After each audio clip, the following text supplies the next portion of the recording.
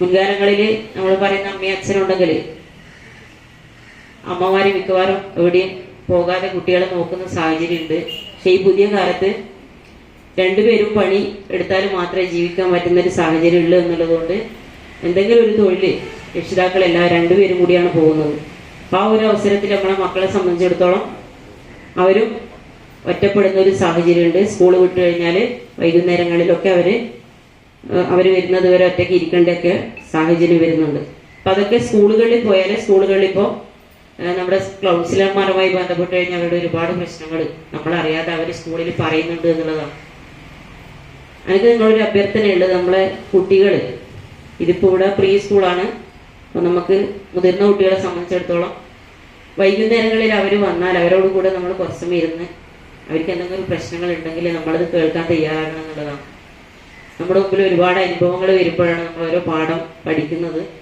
അതുകൊണ്ട് തന്നെ നമ്മൾ അവർ പറയുന്നതിൽ എന്തെങ്കിലും ശരിയുണ്ടോ എന്ന് നമ്മളത് ഒരിക്കൽ കൂടി ചിന്തിക്കേണ്ട ഒരു കാലത്ത് കൂടി തന്നെയാണ് നമ്മൾ കടന്നു പോകുന്നത്. അപ്പം അതുകൊണ്ട് തന്നെ ഈ ഒരു വേളയിൽ ഇവിടെ പ്രീ സ്കൂളിലെ ട്രെയിനിങ് അടക്കം നടക്കുന്നുണ്ട്. ഇപ്പോൾ ഇവിടെ സൂചിപ്പിച്ച കുട്ടികളുടെ മാനസികവും ശാരീരികമായ വികാസത്തിന് ഒഴുകുന്ന അത്തരത്തിലുള്ള ക്ലാസ്സുകളൊക്കെ ഇവിടെ നടക്കുന്നുണ്ട് എന്നുള്ളത്. ഏതായാലും ഈ ജോലിക്കൊക്കെ പോകുന്ന അമ്മമാർക്ക് ഇവിടെ കുട്ടികളെ ഇവിടെ കൊണ്ടാക്കിയിട്ട് പോകാമെന്നാണ്. അതുകൊണ്ട് തന്നെ അവർക്ക് സമാധാനത്തിൽ വൈകുന്നേരം വരെ നല്ല നിലയിൽ അവരെ നോക്കിക്കൊണ്ട് ഇവിടെ ഏൽപ്പിക്കാമെന്നുള്ള ഒരു സാഹചര്യം കൂടെ വന്നിട്ടുണ്ട്.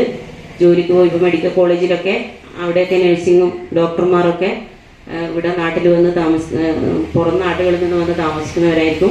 അപ്പം അവർക്കൊക്കെ നല്ലൊരു സൗകര്യമാണ് ഈ ഒരു പ്രീ സ്കൂള് എന്നുള്ളത്, ഈ കെയർ യൂണിറ്റ് എന്നുള്ളത്. അതുകൊണ്ട് തന്നെ ഈ ഒരു സ്ഥാപനം അതിൻ്റെ എല്ലാ മഹിമയും കൂടി തന്നെ ഇവിടെ നിലനിർത്തി എല്ലാ പ്രവർത്തനങ്ങളും നല്ല നിലയിൽ തന്നെ ചെയ്ത് സമൂഹത്തിന് നല്ലത് മാത്രം ലക്ഷ്യം വെച്ച് കൊണ്ടുകൊടുക്കുന്ന ഈ സ്ഥാപനം നല്ല ഒരു ഉയർച്ചയിലെത്താൻ വേണ്ടി സാധിക്കട്ടെ എന്ന് ആത്മാർത്ഥമായി ആശംസിക്കുകയും ചെയ്യാണ്.